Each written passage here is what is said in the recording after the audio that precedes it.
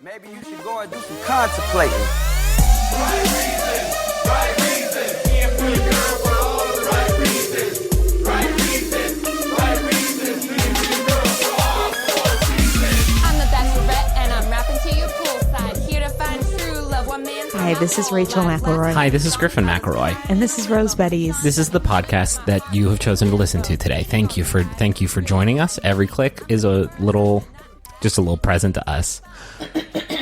Rachel's just giving me a pause finger, which is radio lingo for please vamp while I clear out my diaphragm. Is your diaphragm clean? Clear out your diaphragm. Another radio lingo, babe. We've been at this for like a year and a half. You gotta know the radio lingo at this point. Can you give me some more lingo? Clean out your diaphragm or clear out your diaphragm. Terry says clear out. Terry Gross? Yes, I'm familiar. You remember when we went to the radio professional conference and we met Terry Gross? The RPC. The RPC, we met Terry Gross and she was very, very kind to us. Other lingo, popping that booty. Yeah. Oh. And that's what we use instead of plosive sometimes. Like, you're really popping that booty. You need to put a thicker windscreen on. So, just got a nice text from my dad about my Star Wars short story. Thank you, Dad. A little boost to my ego. I needed it at the start of this podcast. Hey, thanks for joining us, folks. Sorry that coming a little hot on the program that we're going to end up watching for this episode. And then we changed it because we tried to watch the original. Okay, so we really wanted to do Bachelor Pad. We had kind of an itchy trigger finger, one might say. Yes. We love Bachelor Pad. And you've heard us talk about Bachelor Pad, Bachelor in Paradise very fondly. So we thought, season 1, let's get in there. Oh my God. We watched about 30 minutes. You took a lot of notes. Are we going to go over those notes? No. Okay.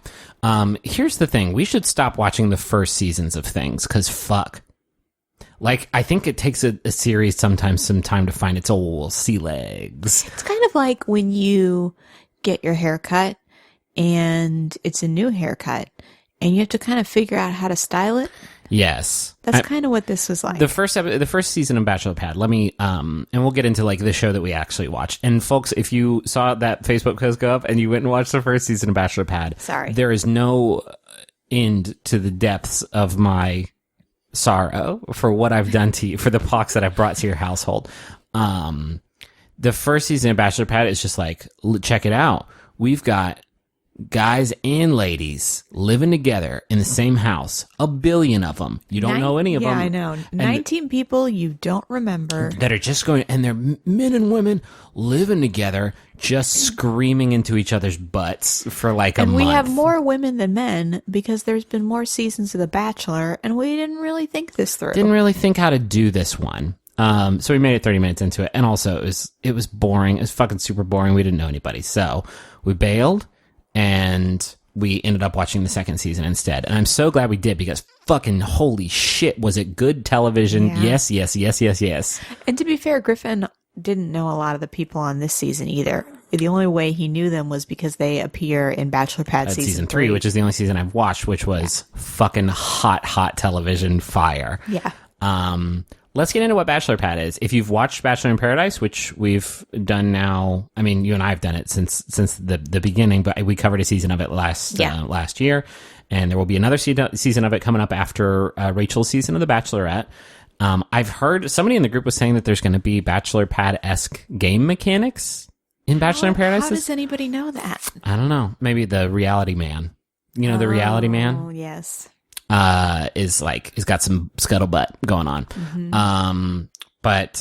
So the way Bachelor Pad works is usually cast-offs, sometimes the former Bachelor or Bachelorette, show up, and in seasons 2 and 3, which is all we're going to talk about, I think, mostly season 2, they pair up into couples. I thought in season 3 the couples were permanent. It was like a permanent thing, but here it seems like they can sort of move between couples at will.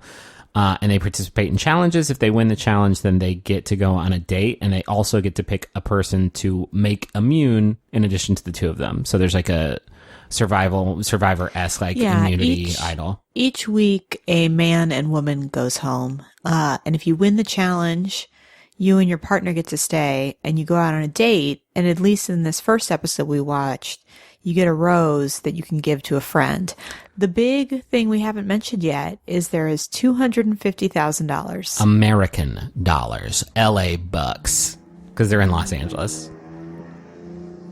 Rachel and I have this new thing, and it's anytime anybody drives an audible vehicle, which is basically anything other than a Toyota Prius, outside of our house, we want to run out into the street and throw a brick through their fucking windshield. It's just because our baby's nursery faces the street, so every time a motorcycle goes by, Rachel and I look at each other like, how fucking dare you try to get from one point to another using our road as a means of access. Griffin has literally talked about putting spikes in the road. Not spikes, but like a speed bump. I mean, we need a speed bump. God, I'm going to become a city councilman. So, yes. Also, maybe we should talk about this now. Maybe we want to wait. There is a dope-ass prisoner's dilemma-esque decision that comes at the very, very end of the game. Well, we know that about season 3. That might not. Pretty sure it happens in season 2 also. I mean, yeah. There's also some shit like that popping off in Are You the One Second Chances that we haven't talked about really. I think we talked about how gross it was starting out, but I've actually kind of enjoyed watching it, mostly because Gio, who sucks, got just royally screwed over in that decision game. Contestants can choose to steal or share the money, and it's the prisoner's dilemma. So if you both share, then it's good for both of you, but if one steals and one shares, then the person who steals gets all of the money that you have in your pool or whatever. Do you know the origin of the expression prisoner's dilemma? Yeah, you use it a lot. Yeah, it's an old like it's an old like, I don't know the exact origins, but it's an old like psychological sort of premise. Is it from the show Prison Break? It's actually from the show Prison Break, yes. Yeah. The idea was first created for the TV show Prison Break. It's an old show. Yeah. So, yeah, there's something like that, I think, probably going to happen at the end of this season where the final couple gets to choose. But it has that good, Are You the One style a thing happening where there is money at stake and there's a game happening, but there is also romance happening. Mm-hmm. And the intersection between those two is something that reality shows sometimes get real gross. And this show is no different, trying to like capture this idea of like, oh, do I want the money or do I want the kisses? And this show does it really fucking spectacularly, though, I feel like. Mm-hmm. Also, like, for not knowing who most of the folks in this house are, I was enraptured by the fucking sheer tonnage of the drama and the baggage that I can't believe all of these people are on one fucking season together. It is mind-boggling. Yeah, so you can tell that by the time this season of Bachelor Pad hit, they'd really kind of figured out how their show worked because there are enemies. And maybe in the first few seasons, at least the ones we watched, with Trista and Alex Michelle, you didn't really see that between contestants. Yeah. But at this point, every contestant that comes on almost has somebody from their season that they're hoping won't be there. And hey, guess what? They always are. Or somebody that they are ex-fiancés with twice. Yeah. There's 2 sets of ex-fiancés in this fucking house. And then there's a lot of people who have beef just from the little reunion things. So on top of that real world beef and TV show beef that's like exist, there is this survivor layer of like, all right, I got to find 5 people so we're in the majority vote align. Like it's really good. It's it's a really good TV show. The one thing that's a little skeezy about it. I mean, there's a lot of really skeezy things about it. But the thing that like kind of, it's uncomfortable to watch because people are incentivized to be fake. They are voted off by the opposite sex. So the women that leave because the men voted them off. Yeah. So they have every incentive, and same with the men and the women, to convince somebody that they have a real attraction and love so that they have a vote in their favor every week. So you see a lot of really kind of like skeezy behavior. Which also, I mean, in fairness, also happens on Bachelor in Paradise, which is just like, I want to keep kicking it for free here in Cabo or whatever. So I'm really, tell me more about your family. This one has money. This one does have that money. So it adds a layer. I mean, it's listen, I'll edit this part out, but $250,000. Like, can you imagine? Like, even just being inconvenienced. I'm just kidding. It's a spectacular amount of money. I would do anything. Listen to me. Look at me. Look at these eyes. You can only see one of them behind the windscreen. No, I can see both of them. I would do it. Anything. God, this mic sounds so good. Let's get into it. Let's meet some of the losers that we're going to have on the show. We should also season 1 of this show that I think we'll only bring up as a point of comparison of how much better the show got. They were just like, all right, here's a bunch of randos without any sort of like introduction really to speak of whatsoever. No, this was really smart because I think they recognize at this point that they have a lot of viewers that either haven't seen all the seasons or need a refresher course. Yeah, they had Jake Pavelka was 14, season 14, I think. So that's like a fucking ton of like a library for them to pull from. So they needed some refreshers, and they were really useful for me because I don't know any of these fools.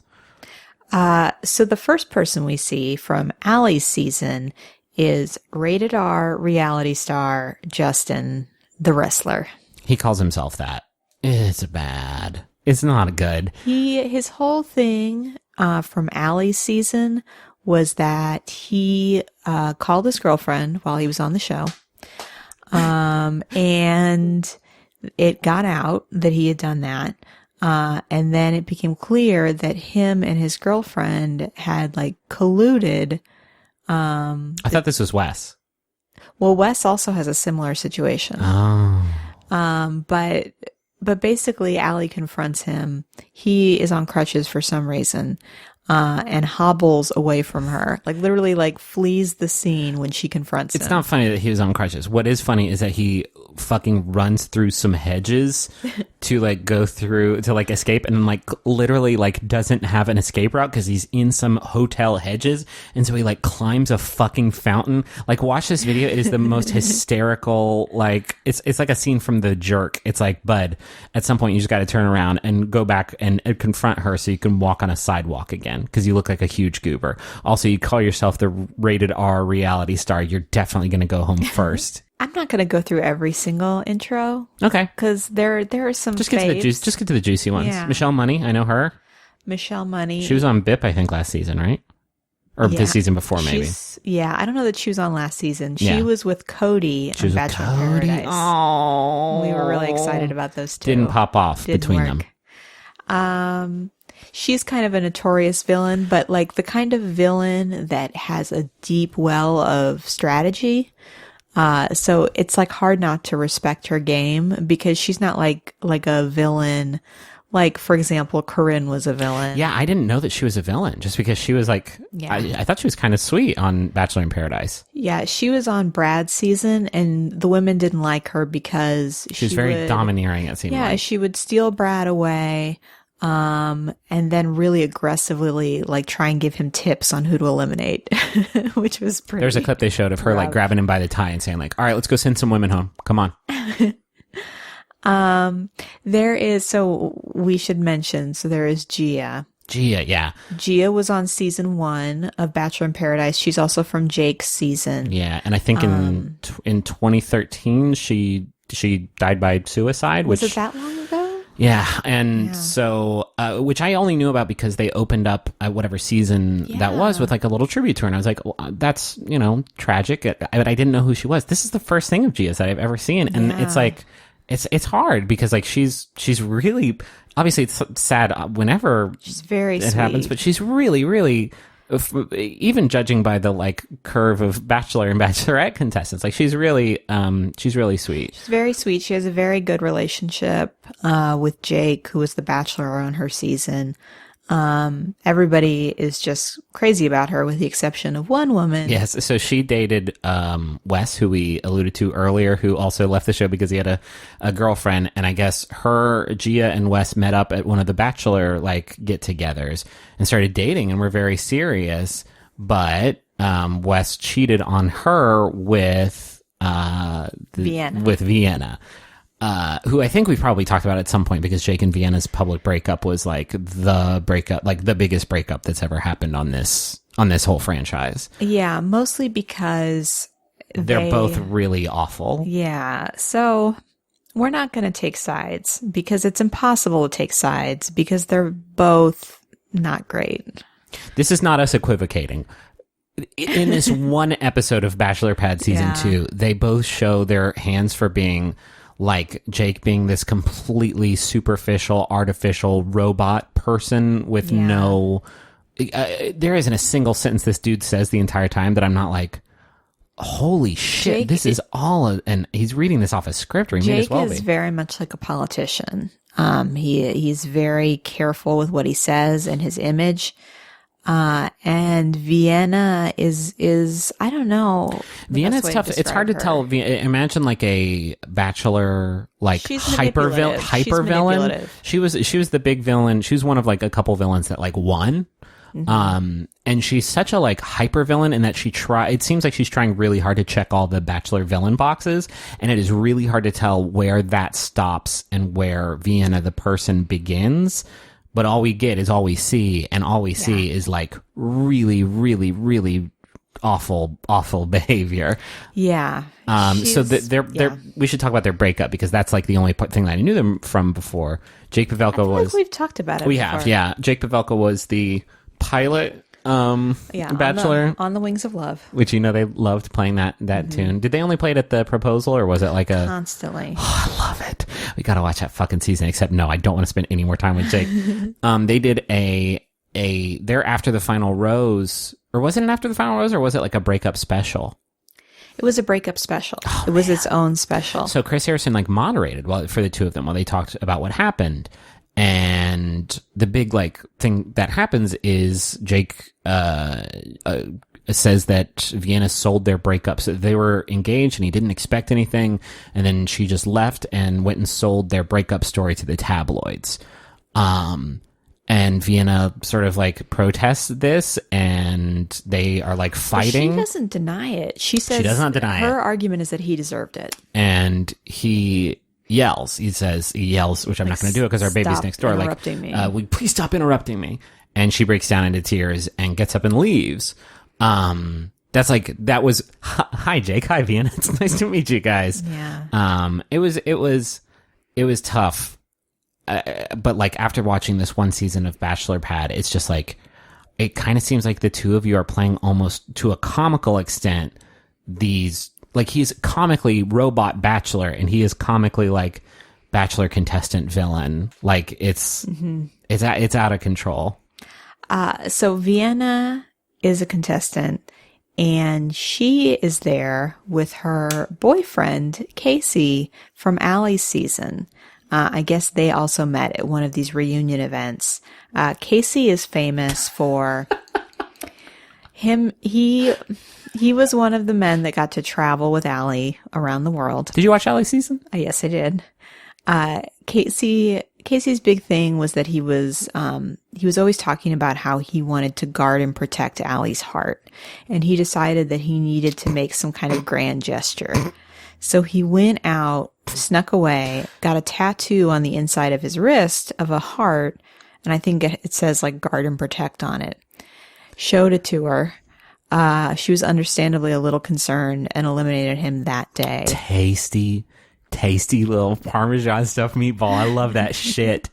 So first, now he got a fucking tattoo of the TV catchphrase he came up with as a gift. Yeah. It's so bad. All the things you did there, Casey, were bad and a half.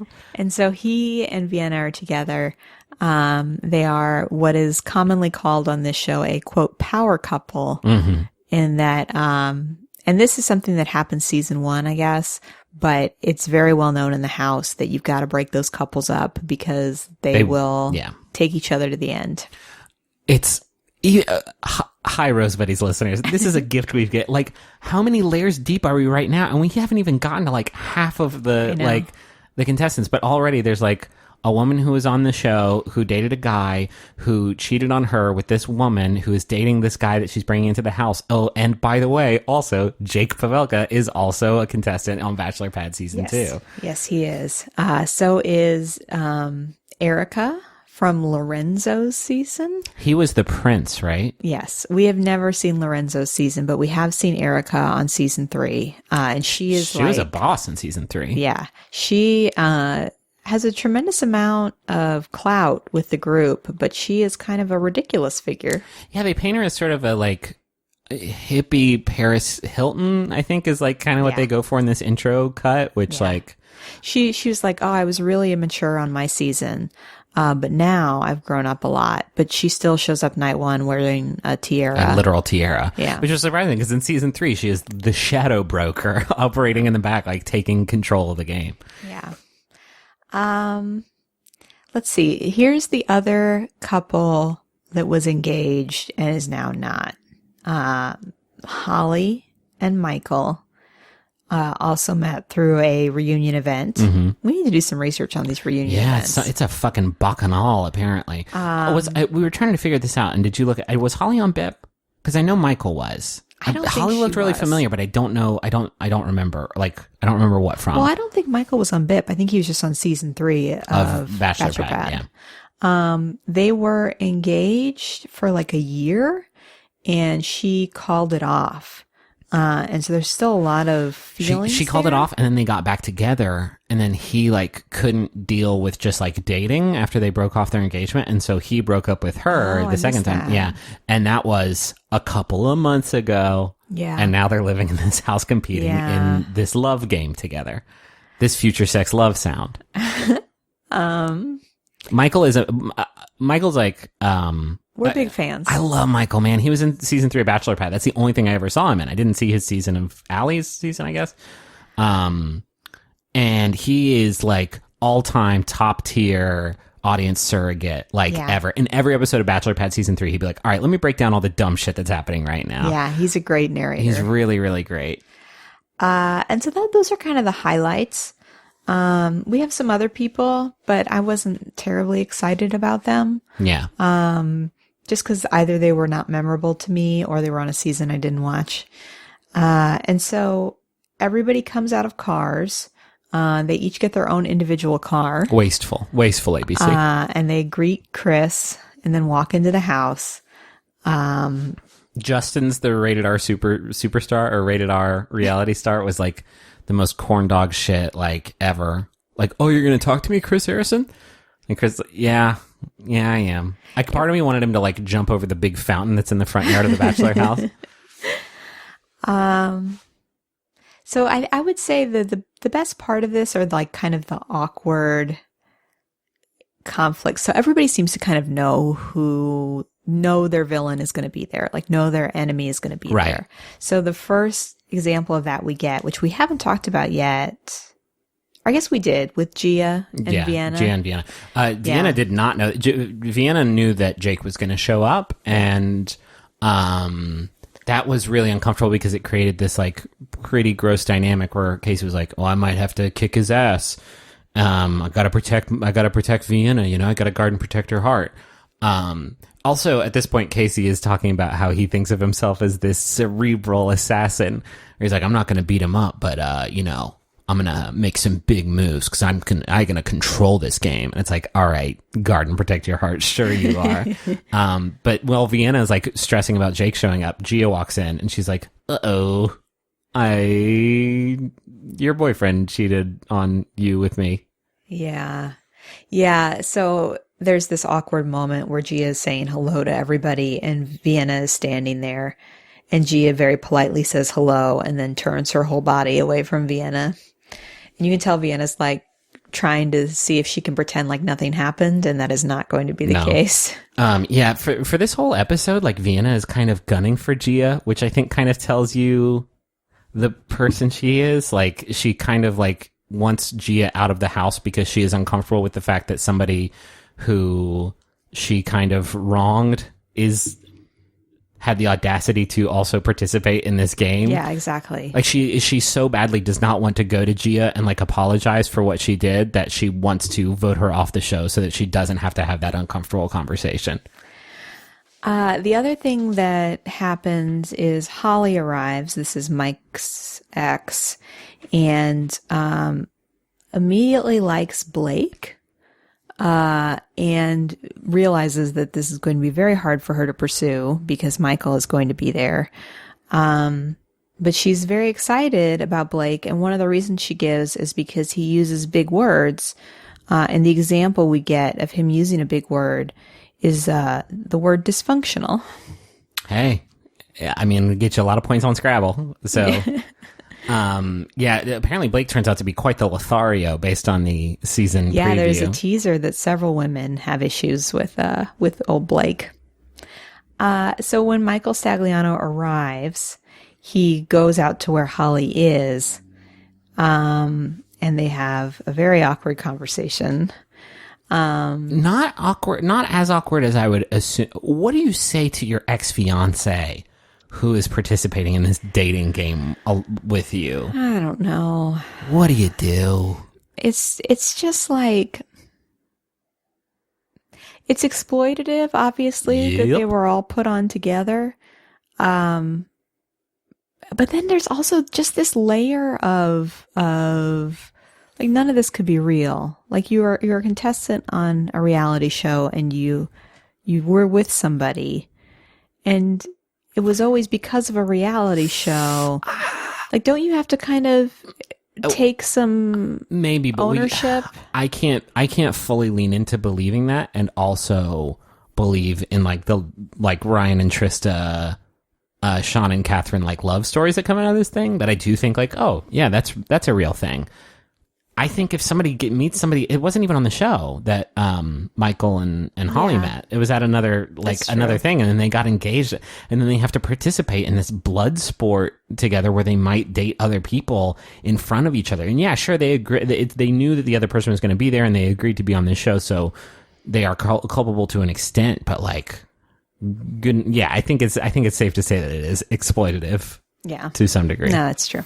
And so the very last person to arrive, and throughout the night, we have seen Vienna's anxiety level go up and up and up and up, and make sure that she has told everybody in the house that she is anxious about the arrival of the last person, which ends up being Jake. Jake comes out of the car and immediately starts talking to Chris about how he is there to get closure with Vienna. That his main goal is to get closure with Vienna. And he just already comes across as very polished, very calculating, in that, like, he has come to the show for a particular reason, but he has also thought very deliberately about how he's going to do some image control. Yeah. Of how he knows he came out looking at the end of the last season. He's not here for the money. Season. He's not, well, not even the last season, at the end of the last season. It's how he looked after he yelled at a woman on television. So his whole thing is just, I'm here to fix Vienna. It's like, dude, she seems all right. I'm not here for the money. All right, man. That's not even a good impression. He doesn't sound like Wolverine. He sounds like the most bullshit, like, weatherman you've ever seen. A great example of this is he's going around and he's shaking hands and meeting people. And he meets Casey, who is Vienna's boyfriend, and says, Oh, hi, I know who you are. Terrific. Right. Nobody has ever used the word terrific sincerely. Especially not when addressing their ex-fiance's current beau. Like, all right, buddy.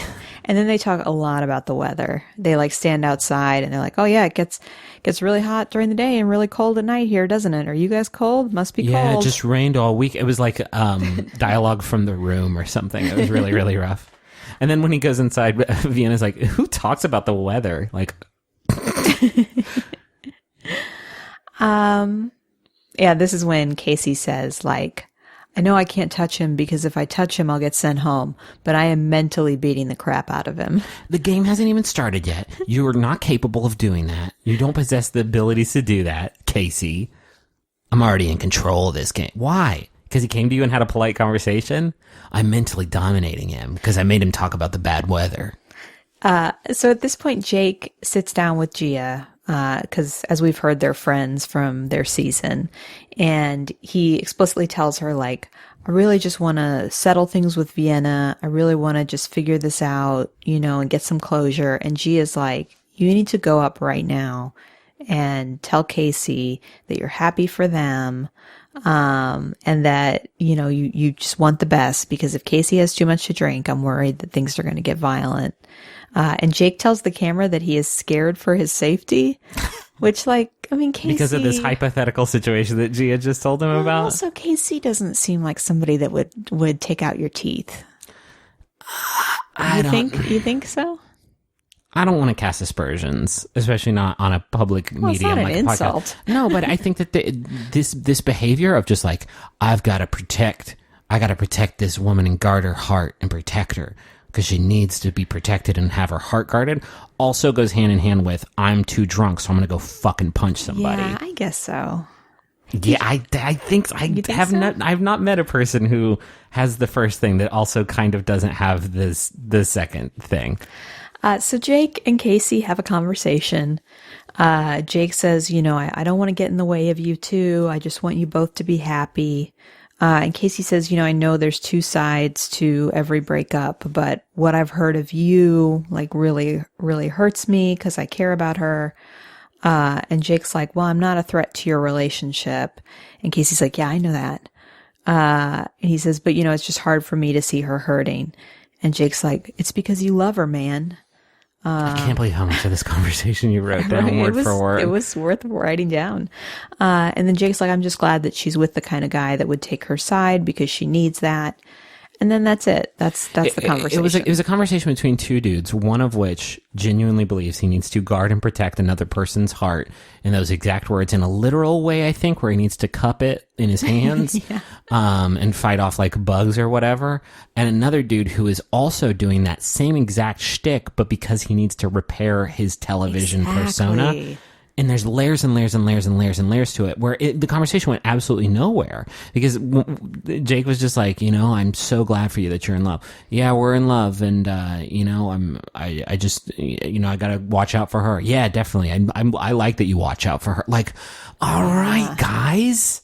Yeah, Jake, you can tell it was less about getting some kind of affirmation from Casey and more like, I want to say these things out loud on camera. And maybe he does feel genuine remorse. I don't think he's a monster, but I do think that he is very deliberately putting forward, a revitalized brand. Which to do what with? I mean, I don't know. Well, this was before Dancing with the Stars was on the air, I think. So what's the next step in your career trajectory? I don't know.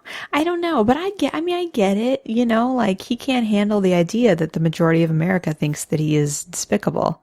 I get that. Yeah. But maybe here's just a thought.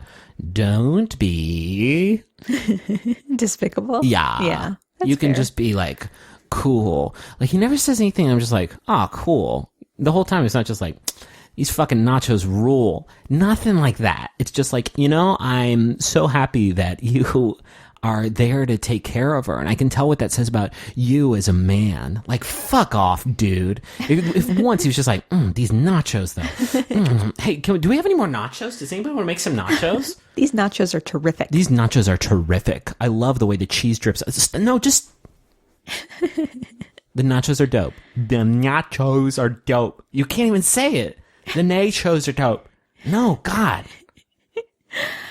So at this point, Chris Harrison comes out, explains the show, the 250,000 part, the fact that they'll be voting each other off. And then he says the first challenge, you'll be competing as a couple. So he kind of sets that evening. He says hey, tomorrow you better have a buddy because we're going to ask you to compete together.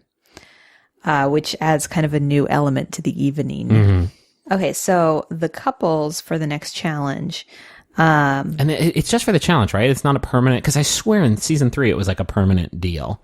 I mean, we'll see. We've only watched the first episode. Yeah, that's true. So I will say some of the interesting things that happen. Ames, who's from Ashley's season, is very aware of the power couple stigma. So he actually likes Jackie, but decides not to partner with her. Specifically so that they won't get a target on their back. Which is, it's next level. It's some next level play, but it's also weird because then if either of you win with your other partner, you go on a super romantic date with that partner and instead of this person that you actually like. I don't know. Yeah, so Jackie ends up partnering with Jake Pavelka. with Jake. Yeah. Michael Sagliano partners with his ex-fiancée, Holly. Yeah. Which, who knows what's going on there? Who knows? We don't really get a good look. We don't get the peephole into that one. Pretty crazy. What else we got here?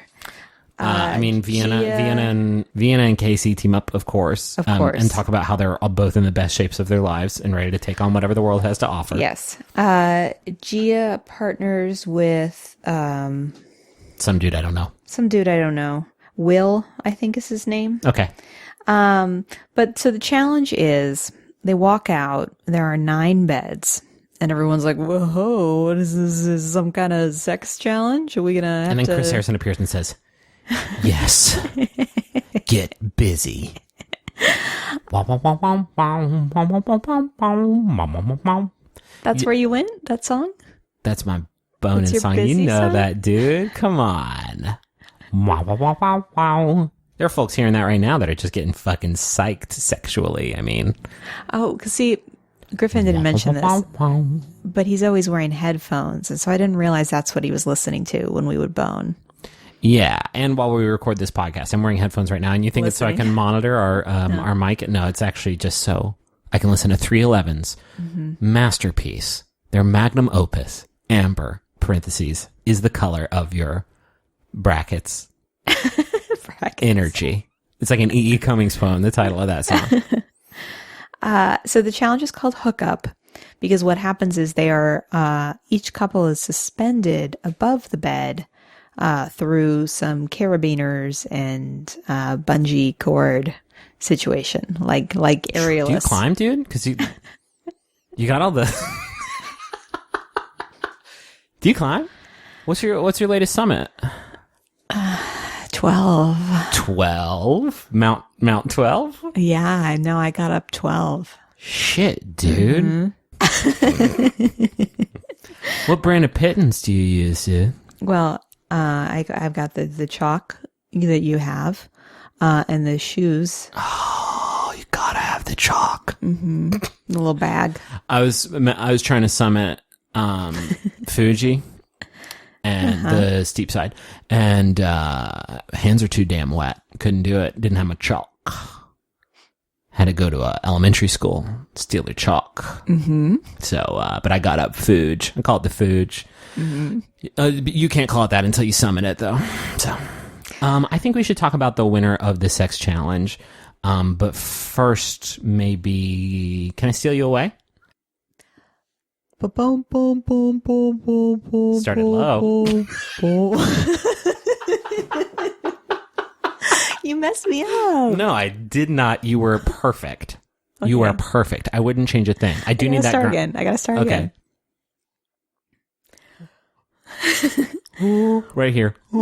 That's where you started last time. I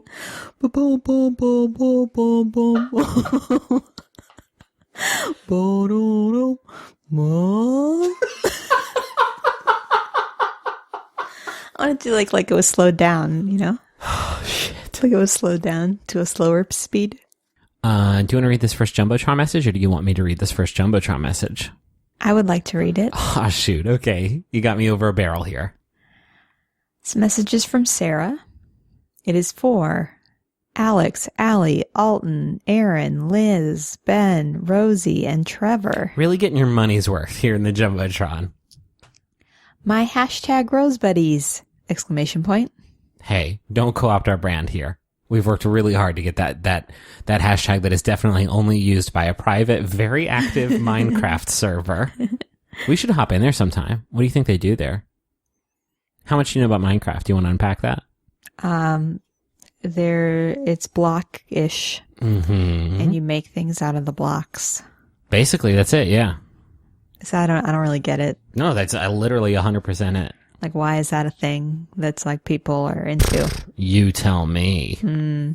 There's also like pigs, and I think you can raise them. Now I'm speaking your language. You didn't know that there was animal husbandry. I'm so glad Griffin and Rachel and Twitter brought us together. You are truly the best internet friends a girl could ask for. I thought you would get a kick out of me supporting the show in your names. You are the champagne and craft services fueling the cocktail party of my life. Please rename the group chat in my honor. That was a very sweet message, but it gave me this weird craving that I don't know I've ever had before. I really want some fucking champagne. Like right now. We have some in our fridge. We do. We have a nice bottle of champagne that was given to, I think, as a birthday present. It was given to us. Maybe for Rachel's premiere episode of The Bachelorette, maybe we get some of that bubbly. Life is lovely. That'll be nice. That would be really, really nice. I have another Jumbotron message. This one is for Saffron, and it's from Blake, who says, Saf, I hope you're excited to hear Rachel and Griffin tell you that living with you and Anik? Shoot. I'm usually so good at these. I usually just run right at the names. Anik. Here's a YouTube video. I will teach you how to pronounce Annika. Annika. I have a lovely teacher. Her name is Annika. Now wait, this is some fucking YouTube video about how to pronounce it, but it's like Microsoft Sam teaching me how to. All right, Annika, it is. That's the most work I've ever put into anything in my whole life. I hope you're excited to hear Rachel and Griffin tell you that living with you and Annika in art school hell has been weird and great. Hey, living with you and Annika in art school hell has been weird and great. It's been weird and great. I hope that even after we graduate college soon, we'll still drunkenly watch bad TV together and find the grossest glitter hell man to get attached to. I love you almost as much as I love the kitchen. I love the kitchen. That's in all caps for stuff. It's like capitalized like a proper noun. I don't know why. Love Blake. Oh no, sorry. Love Blake. It wasn't a demand that you love Blake right now. Congratulations on your friendship and your upcoming graduation, Saffron, Blake, and Annika. Congratulations. Yeah. Thank you for those Jumbotron messages. We're big fans of art. We love the art. We do. If you want to get a Jumbotron on the show, you can go to MaximumFun.org/Jumbotron and you can find out the details there, but hurry up because I think we're pretty much almost sold out for the whole year. So, yeah, I think we're into the fall at this point. Judge John Hodgman ruled in my favor. Judge John Hodgman ruled in my friend's favor. Judge John Hodgman ruled in my favor. I'm Judge John Hodgman. You're hearing the voices of real litigants, real people who have submitted disputes to my internet court at the Judge John Hodgman podcast. I hear their cases, I ask them questions, they're good ones, and then I tell them who's right and who's wrong. Thanks to Judge John Hodgman's ruling, my dad has been forced to retire one of the worst dad jokes of all time. Instead of cutting his own hair with a Flowbee, my husband has his hair cut professionally. I have to join a community theater group. And my wife has stopped bringing home wild animals. It's the Judge John Hodgman podcast. Find it every Wednesday at MaximumFun.org or wherever you download podcasts. Thanks, Judge John Hodgman. So, back to the challenge. The sexual swing challenge. The men are harnessed in, and then the women have to hold on to the men using their bodies, so like arms, legs, etc. It's very body parts. Very erotically charged. If this bothers you, the first challenge in the first episode of season 1 of Bachelor Pad was just a big old game of Twister that was literally just like, this butt's all over. There's a butt near my face. There's a butt near my face, and so I just went boner wild for it. It was the worst shit. So the beds are below the harnesses to catch the women when they are dropped. Which I was worried about.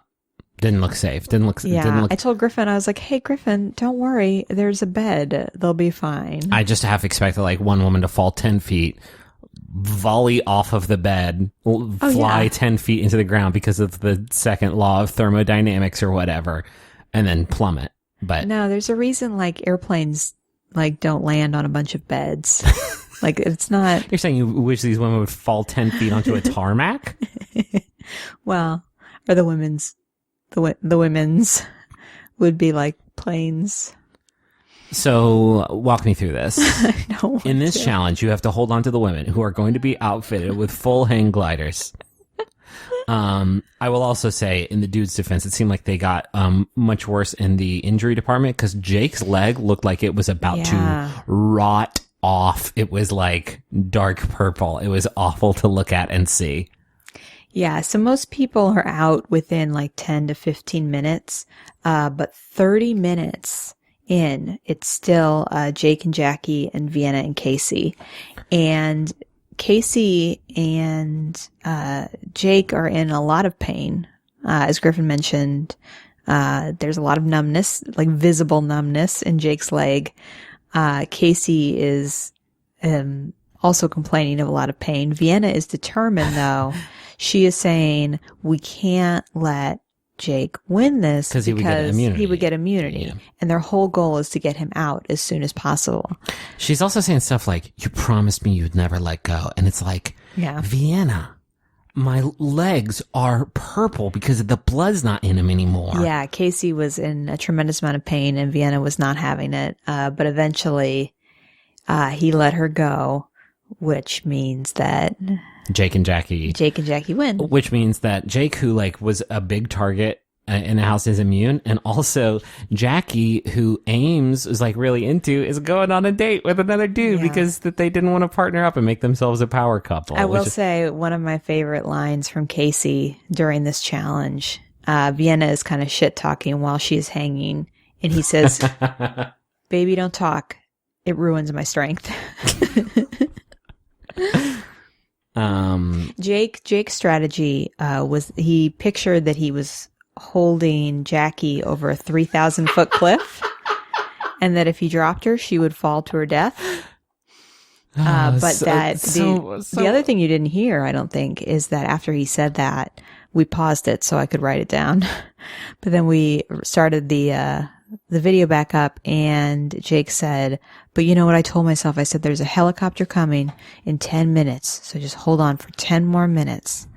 The helicopter's not there to save them. It's just whenever anybody on The Bachelor sees a helicopter now, it gives them strength like fucking Krypton's red sun or whatever. So as soon as Vienna and Casey lose, they storm off. Yeah, they go straight to the hot tub, and then they have an argument. A really great argument. But only after Chris shows up and gives the two winners the roses and explains, you're going to go on a date, but not only that, you're going to get a third rose that you can give out to somebody in the house. And this to me is like the most delectable sort of strategic like twist of the whole thing, because if you win a challenge, you and your partner are safe by handing out that single rose. Like there's so much politics that go into that, but not only that, you are potentially breaking up a couple. Like that rose could be used to break up a couple in the house because one person gets it and the other person doesn't. It's really, really fascinating. Yeah. So this fight that Vienna and Casey have, so they are sitting silently in the hot tub for what seems like a long time. And then Vienna says, "I was kind of expecting a little bit more of you."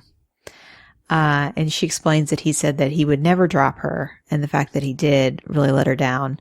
Literally. And she's like, very upset with him. And he says, "Don't rub it in my face."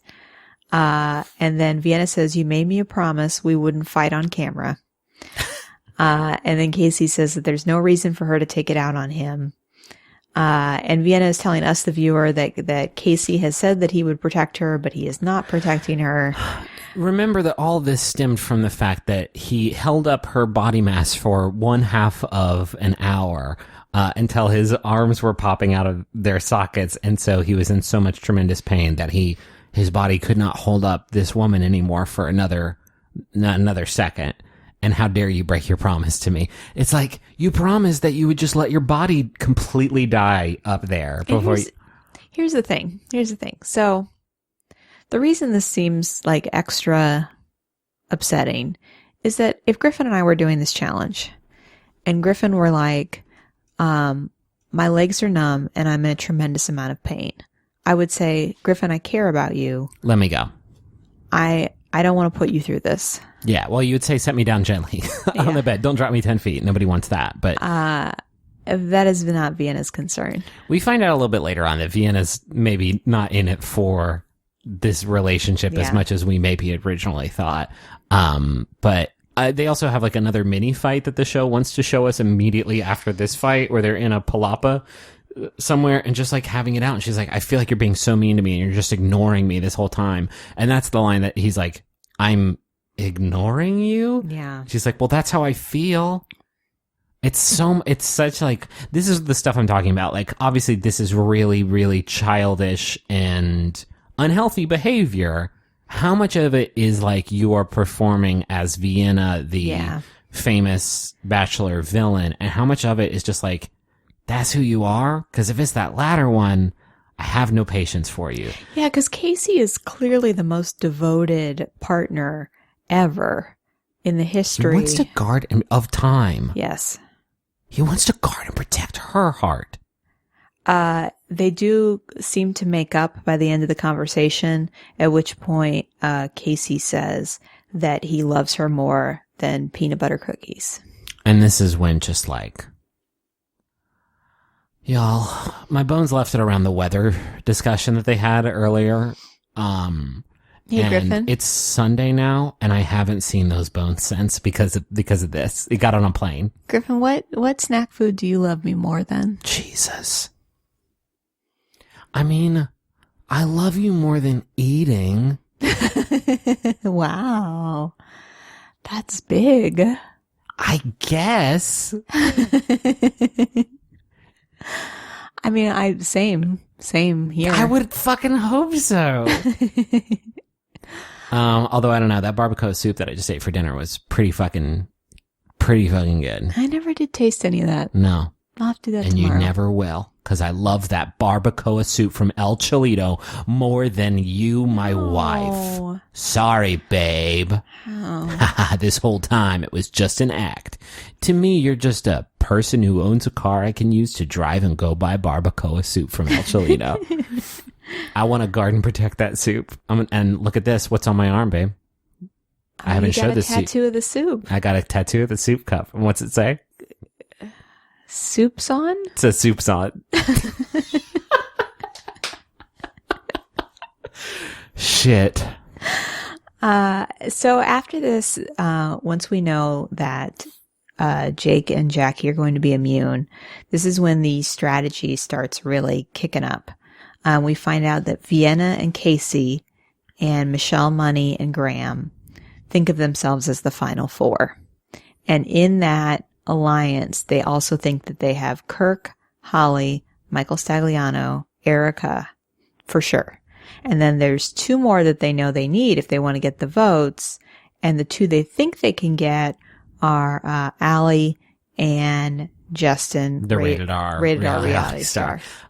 Who, both of them are, Allie and Justin are not like great. I don't know why these are the people that you decided to like build which you have to keep in mind, like, I know just threw a bunch of names at you just to like sort of do it in like raw numbers. There's 9 men and 9 women. And so in order to ensure that who goes home, you want to go home, both. You need 5 on both. And so they had 4 and they needed a 5th one and they went for the shitty villain pro wrestler. And I think Allie was his partner in this challenge, right? And like as soon as they got together and pitched him on the group, they're like, listen, if you're part of the 5, then you don't have to sweat it for 4 weeks. Oh, he didn't partner with her? No, Rated R partnered with Ella. Oh, right. Okay. Still, they came to these two and said, partner with us and you'll be in the majority and you won't have to sweat things for four challenges. And so Justin's like, all right. Yeah, you can tell he really relishes having any kind of power whatsoever. And so when he realizes he's the swing, he's like, well, I could go with them or I could do what I do, which is, go rogue. A rabble rouse. The R stands for rabble rouser. It doesn't actually at the beginning when he meets up with Chris Harrison. He says, hey, I'm not here to talk. He like walks right past him. He's like, I'm not here to talk. Hey, rated R reality star. This time the R stands for revenge. And it's like, fuck off, dude. Yeah. Your shit sucks. And he immediately goes and blabs and gets caught. And he's like, yeah. So he immediately does what a lot of people do on Survivor, for example, when they get invited into an alliance last minute. He goes and tells all the people that were not in that conversation. And one of the people that he tells is Allie, and she feels really annoyed that Graham thought that he could like get her, like pull her into the fold. And so she confronts them then they all know that Rated R told on them. And now Rated R stands for regret because he's going to lose the game. Yeah. Because of how bad he did at it, playing it. And so that kind of changes the dynamic significantly in that moment. The only other talk about another guy who's going to go home is, I forget who, Blake, I think is the one that floats Casey going home. Vienna's boyfriend, guard and protect your heart, because he wants to break up that power couple. Oh wait, we didn't even talk about who the solo Roze went to. Well, we haven't talked about their date yet. You're right. Yeah, so on Jake and Jackie's date, they go to Hollywood Boulevard. They run into, and see, I wasn't watching at this point. Yeah, so they run into like this little girl who's like crying her eyes out because she saw Jake Pavelka. And she and her mom are from Jake's hometown. And so she just like loses it seeing Jake Pavelka. And at this point, Jackie's like, oh, I don't really know Jake that well. And, I kind of wish I was on this date with Ames, but I guess I'll try to have a good time and get to know him, and sees this. And he's like, oh, maybe he's sweet. And then I don't know how throughout the rest of their date, she doesn't realize like, no, he kind of is bad. But there's this big marquee at the El Capitan Theater, that says Jake and Jackie, here's the best seats in the house. And so they end up actually having dinner on top of that marquee, overlooking, Hollywood Boulevard. Yeah. And so they say that they don't want to talk strategy. They just want to enjoy the moment. But immediately Jackie asks about the Vienna breakup. And this is how Jake tells it. So Jake says that they had been together about 8 months and had normal problems, which, so Griffin and I, 8 months. Normal problems, dishes, probably. That's still a very normal problem. Maybe Jake would... I leave my shoes out, okay? Is this what we're doing now? Are we just airing out? Yeah, he tells his whole, like, she sold our breakup story to the whatever. Apparently she, like, left her ring, moved out, and he thought that maybe they'd get back together. And then he also says, and this is when Griffin and I just like gave up on Jake entirely, or at least I did. Jake's like, yeah, that evening where we did the breakup special, I just made a fool of myself and I lashed out at her. And I just thought to myself, I remember having this thought. I said, man, I'm so mad at her. I can't believe she looks so good tonight. Oh, bud, cool. Come on. Cool. Yeah, it's like danced around like, are you still in love with Vienna? I think I'm still in love. The part of me is always going to be, that wasn't just my girlfriend. She was my fiance. He says that 6 times this episode. Like, bud, you can't say that multiple times per episode or else it makes it sound like your fucking catchphrase. It's the guy is so full of dog shit. Like, who has ever broken up with somebody and like seen them later and just been like, man, I was just so mad. Like, they're just such an attractive person. That's not how that line of logic even works. I don't know. So they start talking. She basically says like, I don't want to decide who to give this extra rose to. I leave it up to you. Yeah. Jackie's like, this is really hard. I don't want to have to do it. But you know what you should do? You should think about giving the rose to Vienna as a nice gesture of goodwill. I think she phrases it like, "Are you thinking about giving it to?" I don't know that it's such an open. No, I think she suggests it. Oh wow, geez, okay, and that was like all the permission that Jake, who obviously up to this point was thinking, "I'm going to give this rose to Vienna," like needed. This is again his comeback tour. I'm sorry I yelled at you on TV 2014. We're hitting up LA, we're hitting up Phoenix, it's going to be sick. And my next stop in this tour is give Vienna immunity, and that will make up for the time that I yelled at you on television. Jake, like, tests this with a few people. Like, he actually talks to Rated R, and Rated R's like, hey, if Vienna got the rose, do you think she would give it to you? And he's like, oh, no. It's like, do you think if you weren't immune, Vienna would send you home? Like, oh, yeah, probably. He's like, what are you doing? He goes and Gia says the same thing. Gia's like, you can't be this stupid. Gia's hurt by this. Gia thinks like, when Vienna was at the house and Gia had just showed up, so things were kind of uncomfortable between the two of them, Vienna's like talking a bunch of trash about Jake, saying like, we need to get him out first. because she was at the house first, so she like had time to align the troops. And Gia was the only person being like, no, Jake's great. You're going to meet Jake and you're going to like him. He's great. Don't have any preconceived. So like, I think she thinks a lot of, like, she genuinely thinks a lot of Jake. And so when Jake comes and is like, yeah, I think I'm going to give it to Vienna. She's like, what are you fucking talking about? And he says, well, Vienna, listen, it's not, and she's like, I'm Gia. What's wrong with you? Yeah. Yeah. Gia is really upset because she thinks of everybody there. Jake's the one that has her back, and it's very clear that he is not even thinking about it. And Also, Gia she was on the first Bachelor Pad, and so her name is kind of tossed around as like, oh, she's a veteran. She's going to be a power player in this game. We need to get her out. Yeah. Like she is a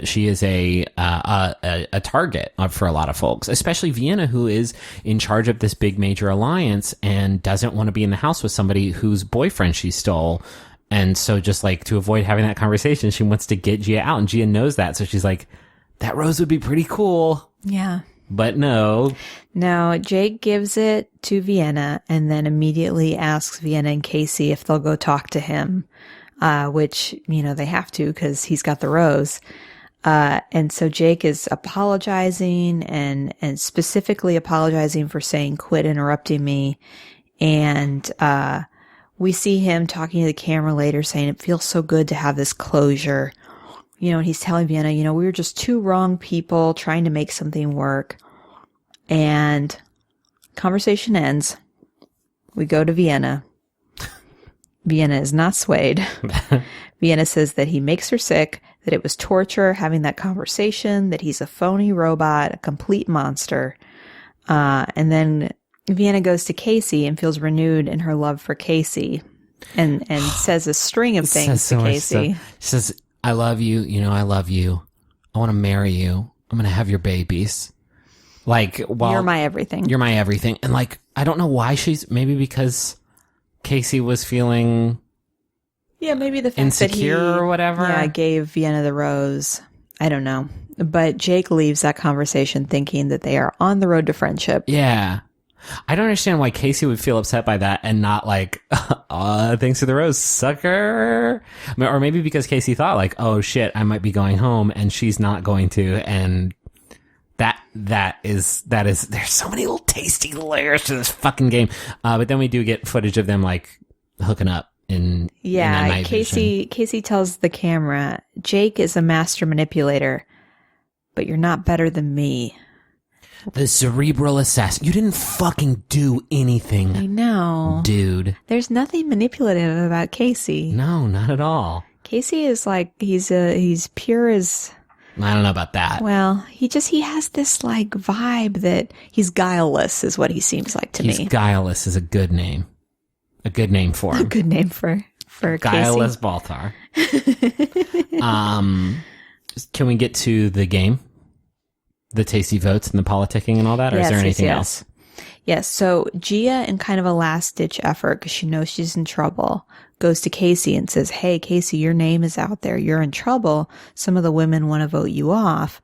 I could guarantee your safety if you can guarantee me mine. And she totally convinces him. Basically says, if you don't vote for me, I won't vote for you. And I saw this thinking like, this is not going to work. They're definitely going to vote for each other and whatever. They end up not doing it. And if they had, I'd figure this out later. If they had voted for each other, those two people would have gone home. The two people, Gia and Casey, if they had voted for each other and not held up their promise, they both would have gone home. Yeah, you're right. There's something very poetic about that. I really like this like dual tribal council thing that happens every episode of this, because there's just so much stuff to be like to keep in mind. Obviously, there's not stuff like the hidden immunity idol or those kinds of variables floating around, but I don't know. I think it's interesting. Mm-hmm. No, I do too. I like the kind of the fluidity of the alliances, like that they're going to change week to week based on kind of who the next to go out is. The two people who do go home, by the way, they present this in like a proper rose ceremony. Oh, and like, can you talk about how people vote? What that process is like? Oh, yeah. So this is like the deliberation room again. People take the photo of the person they want to go home and they put it in a box. But you don't see what photo they Yeah, drop you don't in the know what box. photo it is. Sometimes they'll say like a little quip and then you'll like figure out, oh, that's probably who it was. Yeah. But yeah. Rated R. R must stand for returning home. Yeah, Justin ends up being a target and he finds out, and his biggest regret is that he hasn't even swam in the pool yet. This broke my heart. He says, listen, because he cut the veneer parts a little bit, this like bad boy wrestler heel veneer. And he's like, I really want to, I know I went home from Bachelor on bad terms, and I just, I really want to be here and I want to participate. And I haven't even gotten in the pool yet. That's all I really wanted to do was get in the pool. I was like, oh, buddy, that's really sweet. Aww. I just haven't even played the mini golf course yet. Don't send me home. Don't send me home. I just bought a bunch of fruit roll-ups. And they're not going to let me back in the pantry to get the fruit roll-ups if I get sent home, please. There's this conditioner in the bathroom and I haven't even used it yet. I haven't used it, but it looks really good, please. I just want to swim.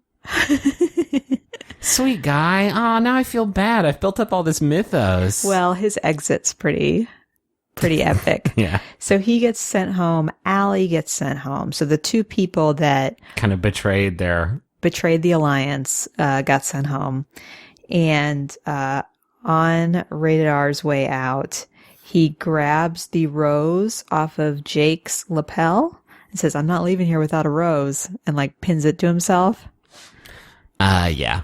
Okay, cool. And Allie's like, I don't understand why I went home, but all right, bye. It was brutal. Actually, while Allie was like still walking to the car, like Vienna was like leading this celebration. Yeah. Here's what I don't get. Wait, also Rated R refuses to shake anybody's hand. Yeah. At which point Mike says, that doesn't go well.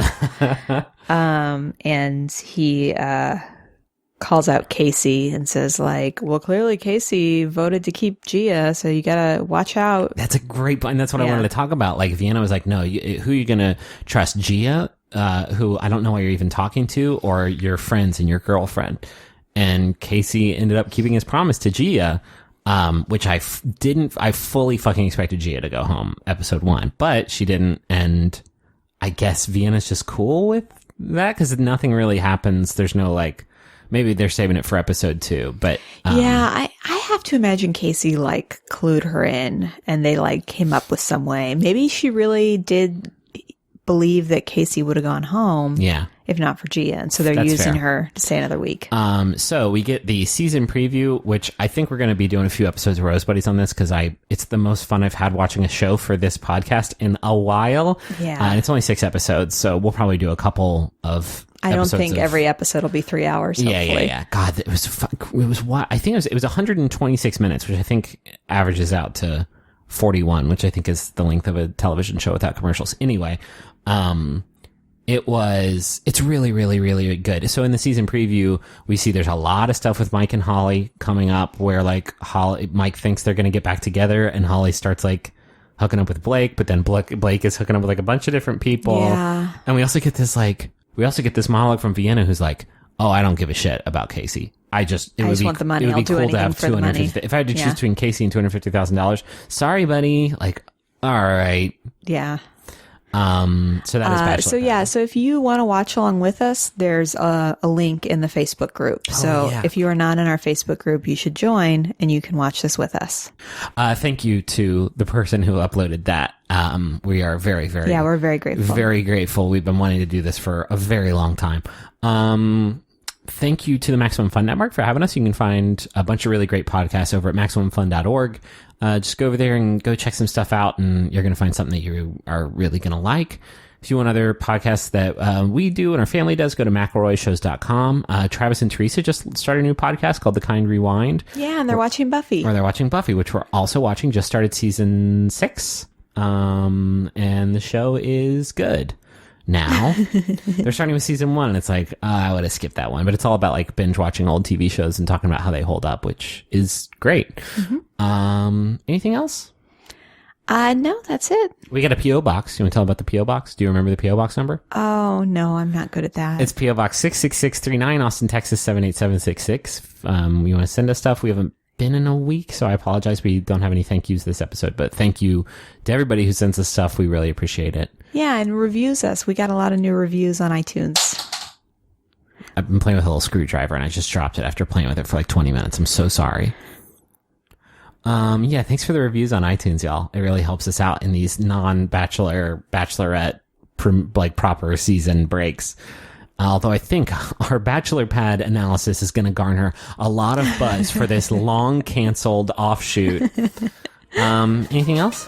That's it. That's it. Thank you all for listening. Until next time, I'm Griffin McElroy. I'm Rachel McElroy. When you're ready. Stay with us on this journey of joy. Spoiler alert! She ends up with Soldier Boy. Right reasons, can't get up for all 4 seasons. MaximumFun.org. Comedy and culture. Artist owned. Listener supported. Hey, Max Fun community. This is your friend Elizabeth Gilbert, author of Eat, Pray, Love, and a bunch of other stuff. I am a longtime member, supporter, and devoted follower of Maximum Fun. And now finally I have my own podcast on the network. It's called Magic Lessons, and it is me coaching people through their creative issues and problems. This season, we have some amazing creators that we're helping through their joys and struggles of making something out of nothing. And then I bring in special guests like Glennon Doyle Melton, Brandon Stanton, Martha Beck, the poet Mark Nepo, Michael Ian Black, Sarah Jones, Gary Scheingart, these amazing friends of mine to come and help coach these people so that they can get their work done. I hope you'll tune into it. It's called Magic Lessons, and it's all about love.